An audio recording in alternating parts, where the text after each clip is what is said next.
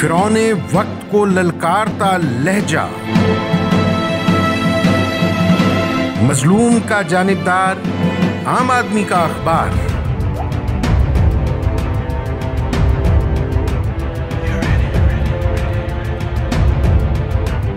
बेबाक सहाफत के शानदार 30 साल, हर लफ्ज सच्चाई का निश्तर, हर खबर जिम्मेदारी के साथ।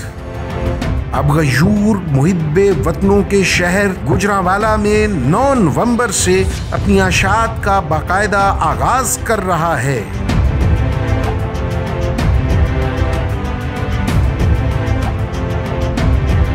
जुल्म के खिलाफ नंगी तलवार, रोजनामा पोस्टमार्टम।